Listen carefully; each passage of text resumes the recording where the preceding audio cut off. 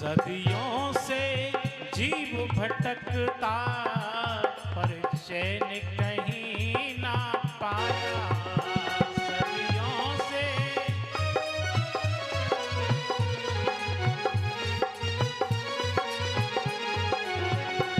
कई बार मरे जी जी के, कई बार मरे जी जी के, पर जीना तक ना आया।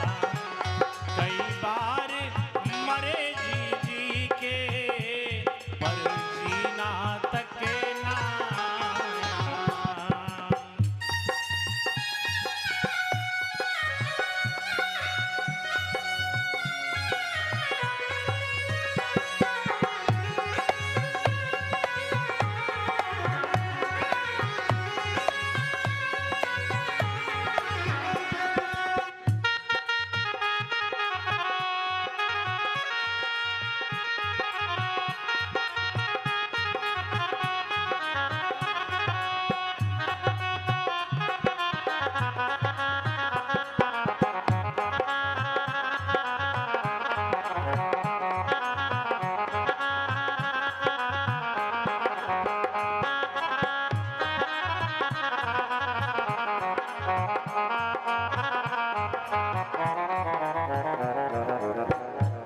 पशुओं वृक्षों में घूमा पर उपकार न सीखा।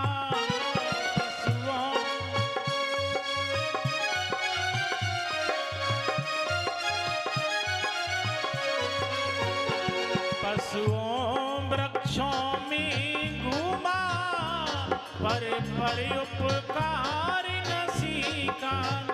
नित नया पाप करने का, नित सूझा नया तरीका।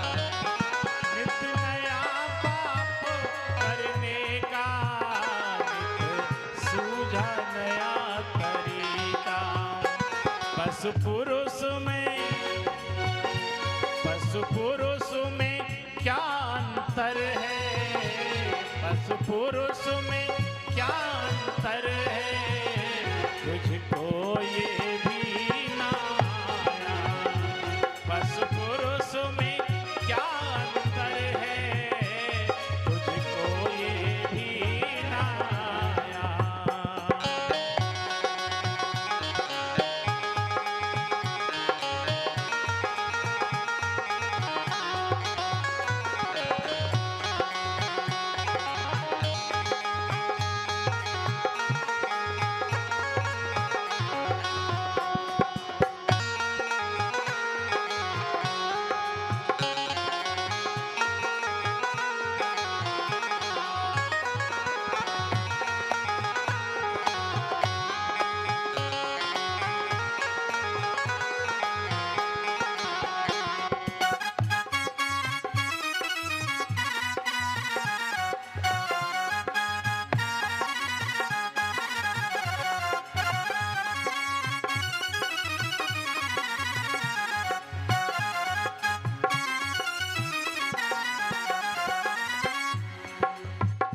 पशुओं में रहता है लेकिन फिर भी परोपकार करना नहीं सीखता।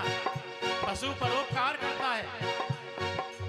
नदी अपने लिए नहीं, नदी कभी जल अपने लिए नहीं सींचती है, वो परोपकार के लिए है। वृक्ष फल अपना खुद नहीं खाता, परोपकार के लिए है। लेकिन मनुष्य इतना भी नहीं सीखता। तूने मोर पपीहा बन के पिऊ पिऊ कभी न पुकारा। तूने मोर पपीहा बन के पिऊ पिऊ कभी न पुकारा। तूने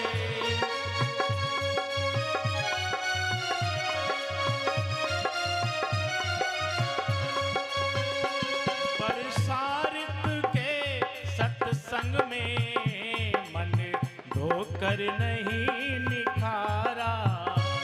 बरसारित के सत्संग में मन धोकर नहीं निखारा।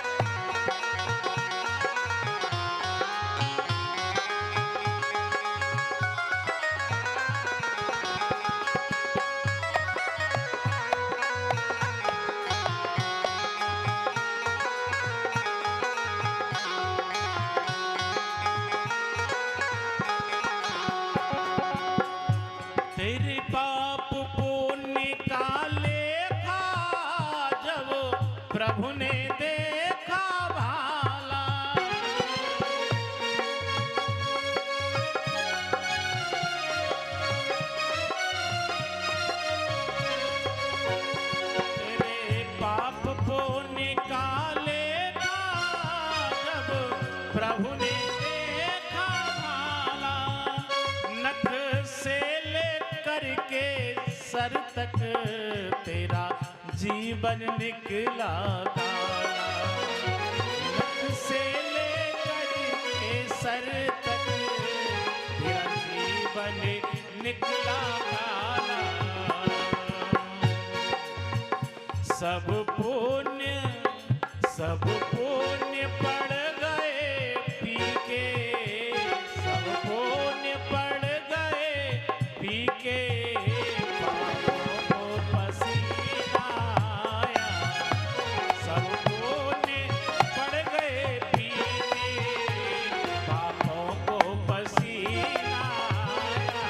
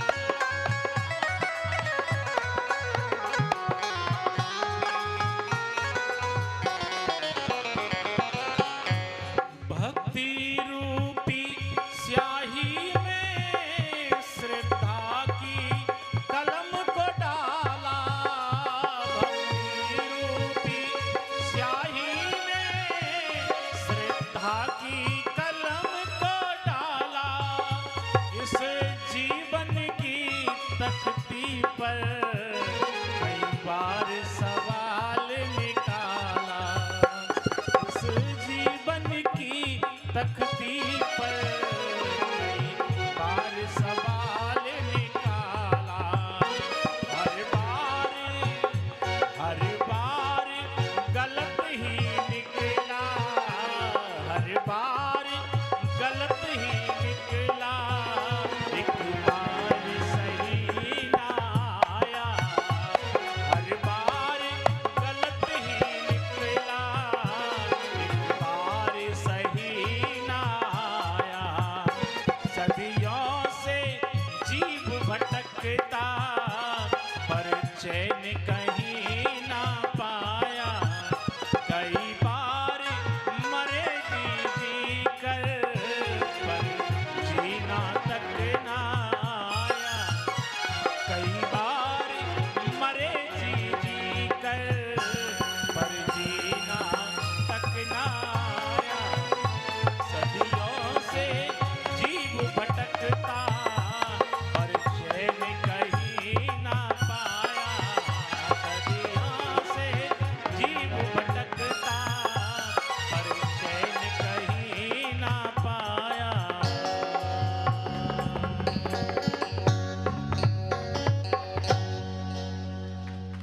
कई बार मरे जी के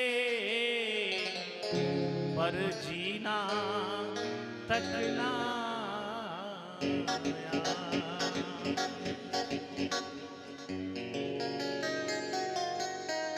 जीना नहीं आता,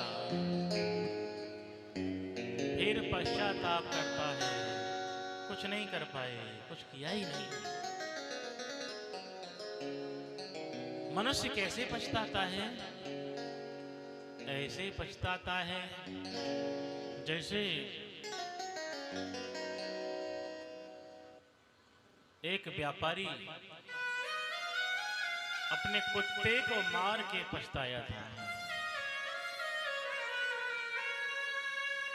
व्यापारी ने कुत्ता पाल रखा था, बड़ा वफादार कुत्ता है। व्यापारी पर कुछ समय ऐसा आया कि उसने एक सेठ से कर्जा ले लिया और उस सेठ के कर्जा को चुकता नहीं कर पाया। और चुकता नहीं कर पाया तो उस कुत्ते को ही गिरवी रख गया। उस कुत्ते को गिरवी रख गया। समय सीमा हो गई है कि उस दिन हम अपने कुत्ते को ले जाएंगे और आपका जो कर्जा है उसे हम दे जाएंगे। समय गुजरता गया। एक दिन क्या हुआ कि सेठ जी के यहाँ चोरी हो गई। रात्रि में चोर सारा माल लेकर के जंगल में चले गए। कुत्ता देख रहा था और वही कुत्ता धीरे धीरे उन चोरों के साथ चलता गया और चोरों ने वो चोरी का जितना माल था सब एक पोखर में, एक तालाब में डाल दिया। कुत्ता चुपके से देख करके और घर आ गया। सुबह हुआ है और सुबह हुआ तो सब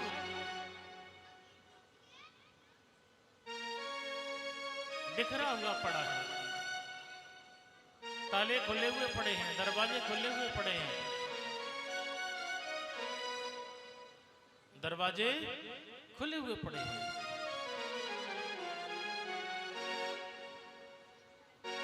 सेठ जी ने देखा चोरी हो गई। अड़ोसी पड़ोसी इकट्ठे हो गए। कोई कुछ कह रहा था, कोई कुछ कह रहा था, लेकिन वो कुत्ता भी कुछ कह रहा था।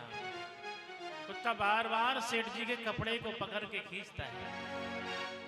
बार बार सेठ जी के जो है कपड़े को पकड़ता है कुत्ता और खींचता है।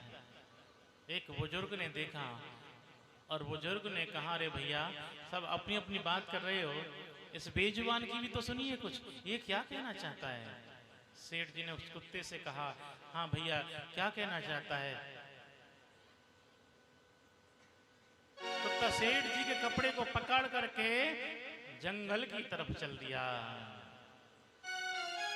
और उसी तालाब, उसी पोखर के पास जाकर के छलांग लगा दी और छलांग लगा करके कुछ सामान निकाल के लाया। सेठ जी का चोरी का सारा सामान मिल गया। सेठ जी बड़े खुश हुए उस कुत्ते की वफादारी को देख करके।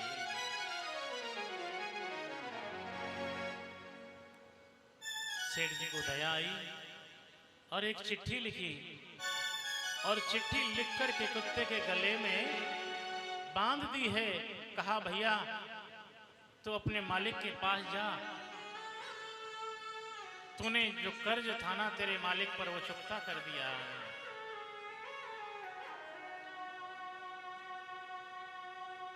कर्जा चुकाने की केवल एक ही दिन बाकी था।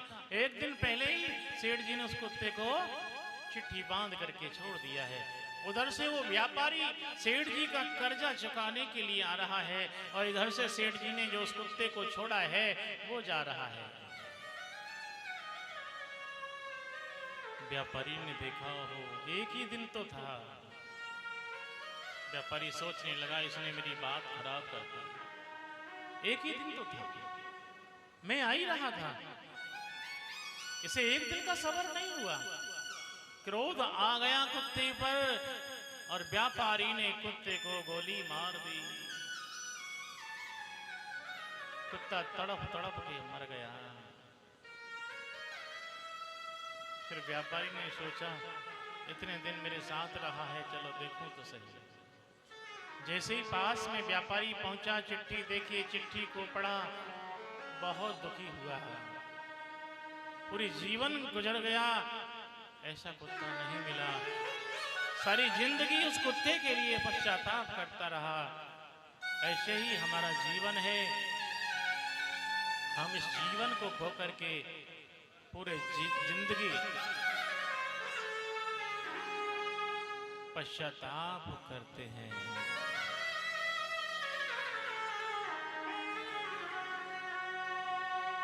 इसलिए तो कहना है कि आप अच्छा बनिए, अच्छा करिए,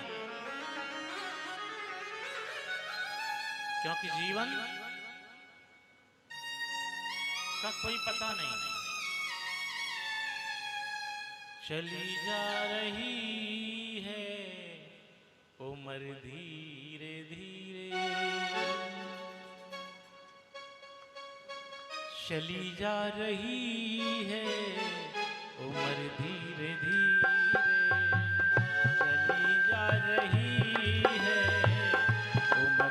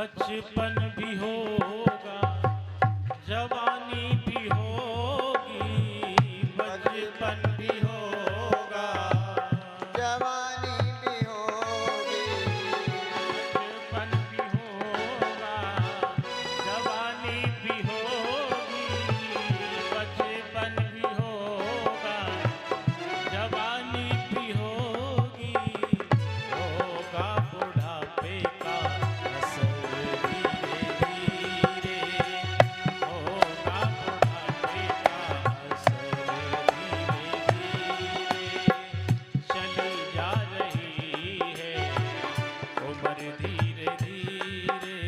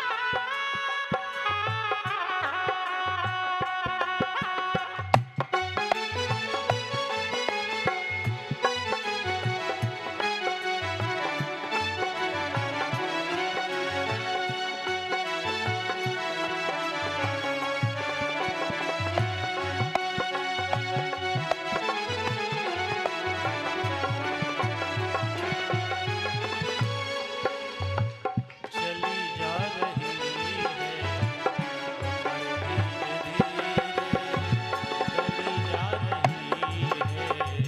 उम्र धीरे धीरे, चली जा रही है उम्र धीरे धीरे, उम्र धीरे धीरे जा रही है तो बढ़िए आगे को है।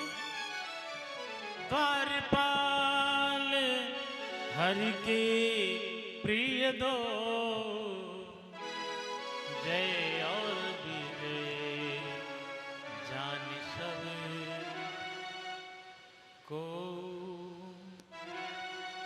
राम जन्म के हेतु अनेका, राम जन्म के हेतु अनेका, परम विचित्र एक तेरे का, राम जन्म के हेतु अनेका, परम विचित्र एक तेरे का, जन्मों एक द्वय कहूँ बखानी, सावधान सुनी सुमति भवानी, सावधान सुनी सुमति भवानी।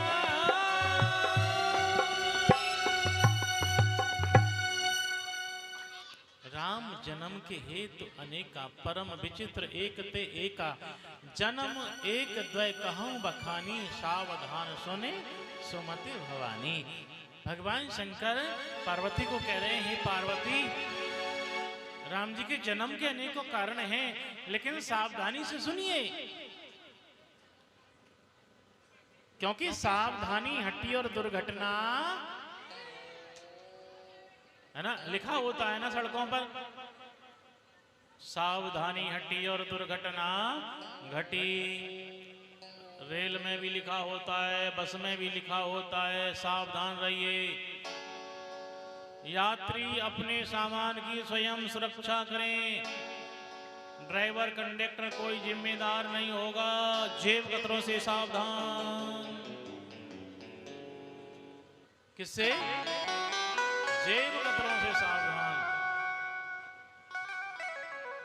जेब कतरा कहाँ होते हैं? बस में, रेल में, और सावधान रहो। लेकिन भैया रेल में तो होते ही हैं, कथा में वो होते हैं। हाँ, जेब कतरा कथा में वो होते हैं। इसलिए भैया अपनी अपनी जेब संभाल के रखियो। हाँ, नौ ही काट लेते हैं। जिनकी कतन्नी सी जीव चलते रे, वो जीव का तरह होता है? शब्द आ रहा है कथा को और बीच में जीव चलाए दी, पड़ोसी के कान में फिर जाएगी ना कथा को शब्द। इसलिए जो कथा में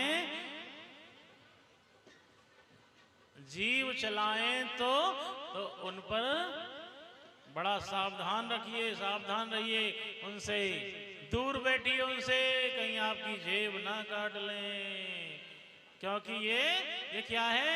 एक खजाना है, ये राम नाम रूपी खजाना आपको मिल रहा है, कहीं बीच में ही कोई लूट ना ले, इसलिए सावधान होने की जरूरत है। बाबा कह रहे हैं कि जिसकी कतरनी सी जीव कथा में, सत्संग में, कीर्तन में चलती है, वो अगले जन्म में क्या बनता है? क्या बनता है? राम कथा में करत विवादा। भगवान कहते हैं अरे प्यारे, मैंने तो इतनी सुंदर जीव तुझे दी, तू सुंदर नहीं बोला, तू अच्छा नहीं बोला, इसलिए तुझे मनुष्य बनने की जरूरत नहीं है। अब आगे तू बन जा मेंढका, तू मेंढक बन जा, टर टर करिए। अरे बच्चे हो, मेंढक बनोगे? इन बच्चों को भैया पीछे बैठा दो सबसे। भैया कमेटी के आदमी तो कोई दिखाई देते नहीं है यार हमें। भैया इन बच्चों के लिए सबसे पीछे पहुंचाओ। की जय हो। बोलिए सीताराम सरकार की। बैठे रहने दो, अब नहीं करेंगे, बैठ जान दो, अब नहीं करेंगे कुछ भी। बैठ जा बेटा।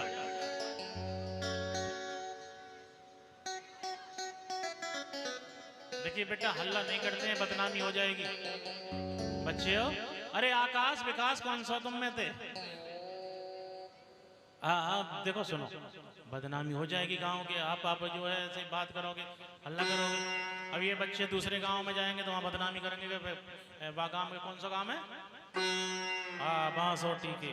बताओ, बालक जो है वहाँ हल्ला करे, बदनामी करेंगे आपकी।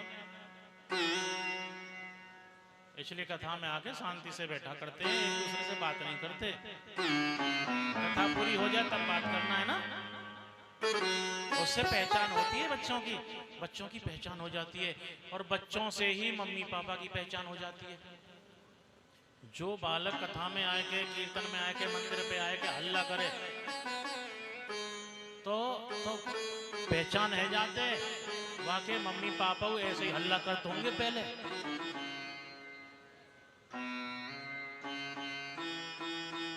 तो भैया है ना, हल्ला मत करना, मम्मी पापा की भी बदनामी हो जाएगी फिर तो।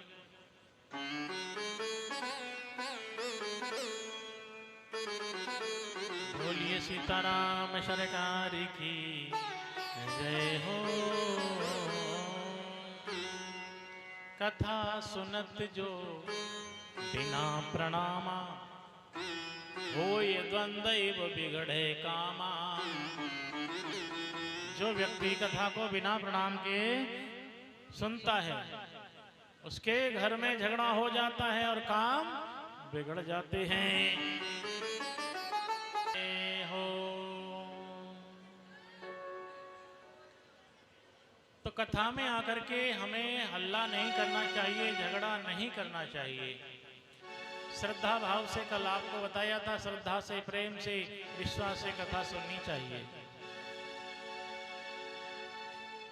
कथा सुनत जो सोबत प्राणी,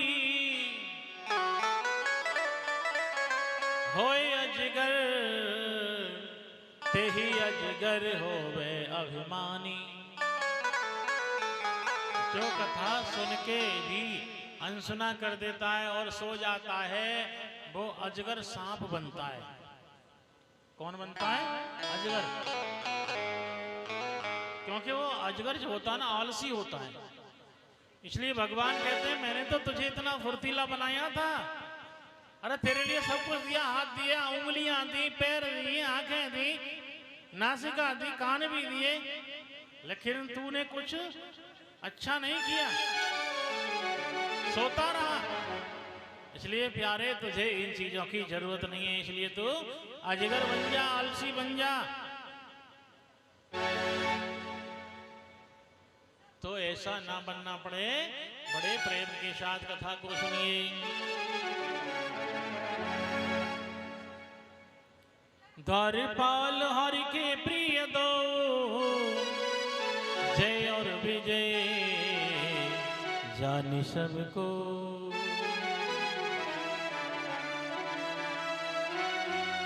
राम जी के अवतार का पहला कारण है जय और विजय नाम के भगवान विष्णु के दो द्वारपाल हैं। भगवान विष्णु बहुत प्रेम करते हैं,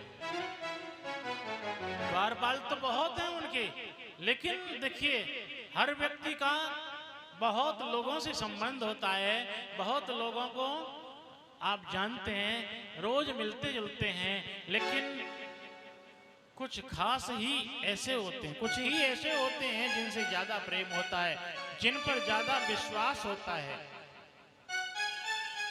ऐसे ही जय और विजय भगवान के ज्यादा प्रिय हैं। थे द्वारपाल जय और विजय, श्री विष्णु के अति प्यारे थे। द्वारे पर पहरा देते थे, तन मन ईश्वर पर वारे थे।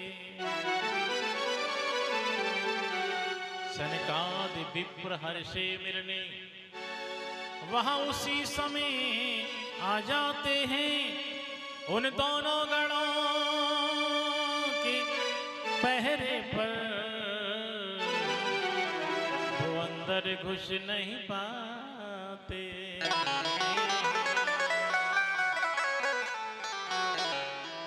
सनकादि ऋषि भगवान विष्णु से मिलने के लिए आए हैं। 6 द्वार को पार करके 7वें द्वार पर जय विजय का पहरा है। रोक दिया, महाराज पहले आदेश लेके आएंगे तब अंदर जाएंगे। जाने नहीं दिया, आदेश नहीं है प्रभु। संतों ने श्राप दे दिया, जाओ तुम राक्षस हो जाओ। संतों का रास्ता रोकते हो। ये बात भगवान विष्णु को मालूम पड़ा और सनकादि ऋषियों से कहते हैं, महाराज ये मेरे बहुत प्रिय द्वारपाल हैं, आपने इनको श्राप दिया राक्षस होने का। महाराज राक्षस तो इनको होना पड़ेगा, लेकिन मेरी एक विनय है, इनके श्राप में कोई फेर बदल कर दो, क्योंकि पहले संत जो कह देते थे तो वही होगा, वो होता था। सनकादि ऋषियों ने कहा, महाराज राक्षस तो बनना पड़ेगा इनको, लेकिन एक आशीर्वाद है कि ये इतने बलवान राक्षस बनेंगे कि इनको मारने के लिए आपको ही जन्म लेना पड़ेगा, आपको ही अवतरित होना पड़ेगा। और महाराज इनको मुक्ति भी जब मिलेगी, कई जन्मों के बाद।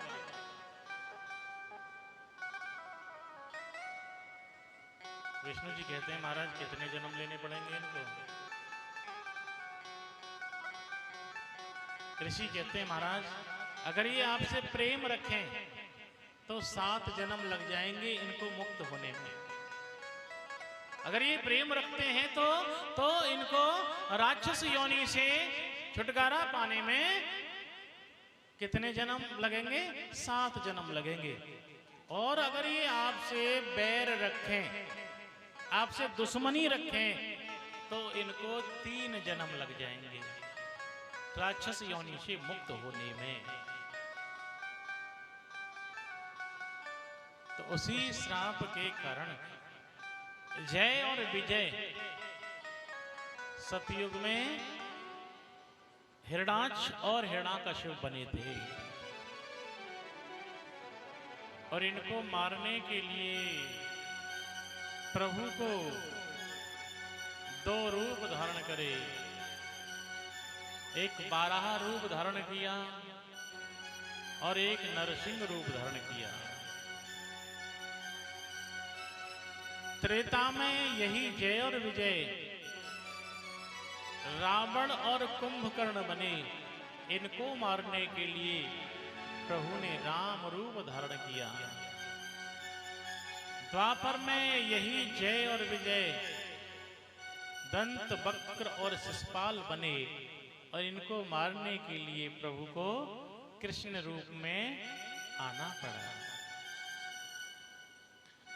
हर युग में प्रभु का अवतार होता है। कब होता है?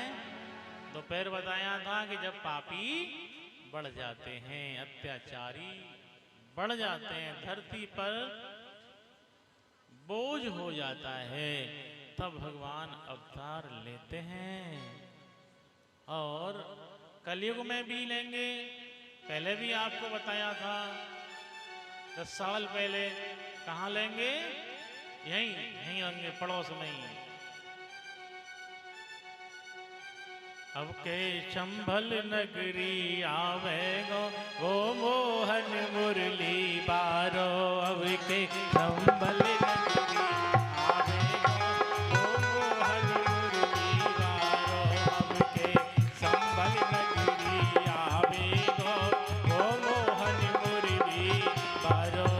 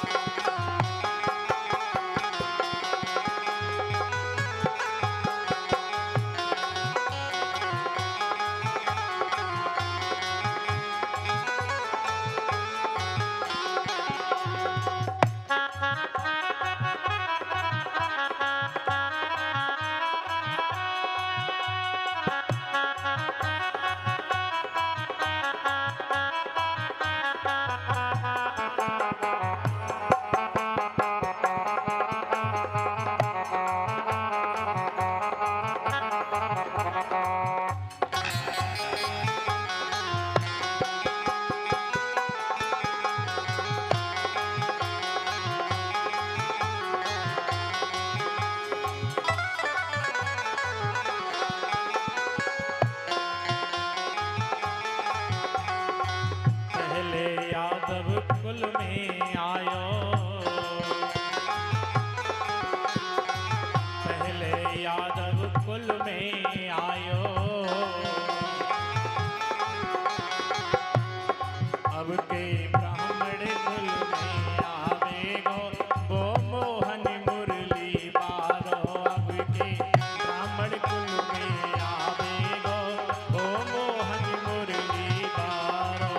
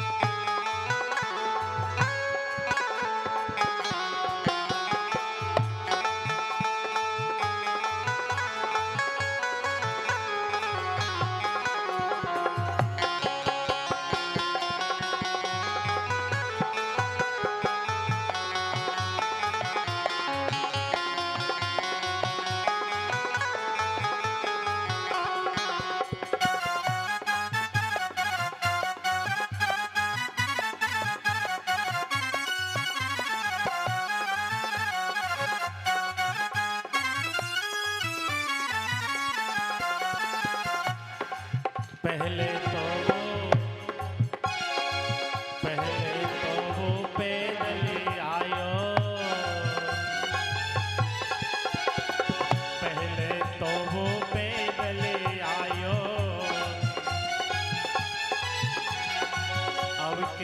नीलो घोड़ा लावे गो वो मोहन मुरली बारो।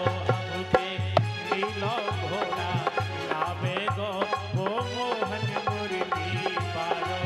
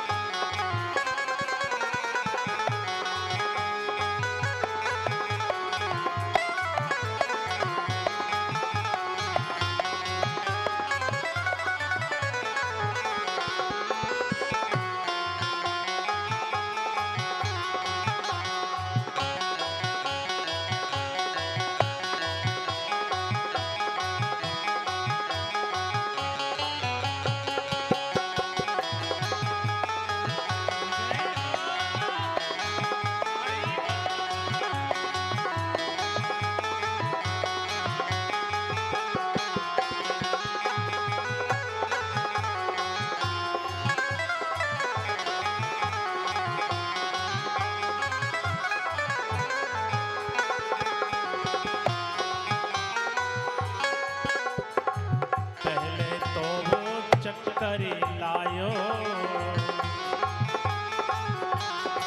पहले तो वो चक्कर लायो,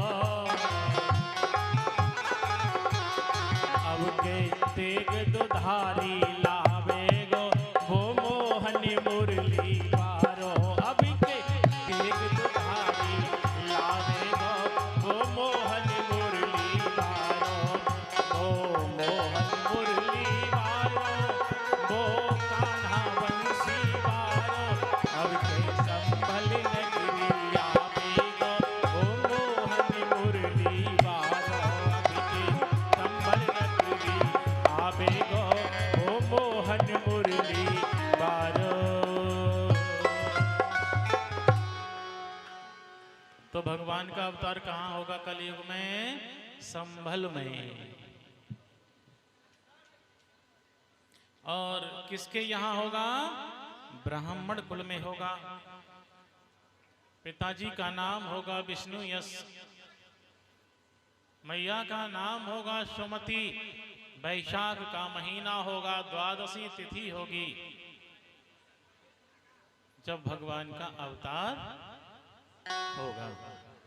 उसी समय सिंघल देश के राजा बृहद्रथ की पत्नी कौमुदी के गर्भ से पद्मा नाम से लक्ष्मी जी भी अवतार लेंगी।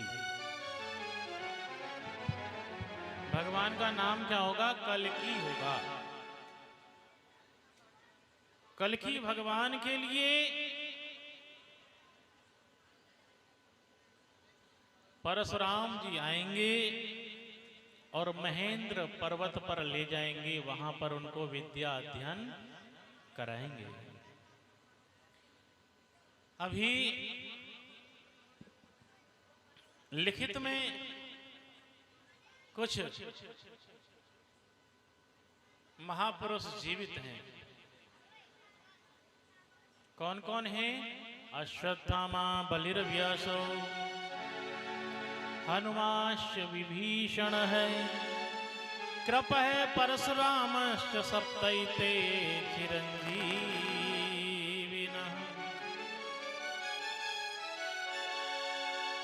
अश्वत्थामा,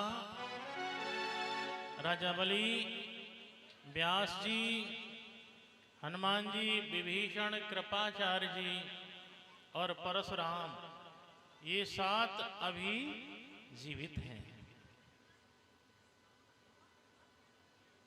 इनका दर्शन कब होगा? जब भगवान का अवतार होगा, तब ये आएंगे। तो आपको भी भगवान का दर्शन करना है तो ही आए, बढ़िया बनना पड़ेगा।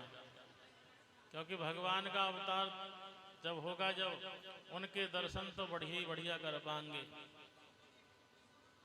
ज्यादा भाग्यवान होंगे।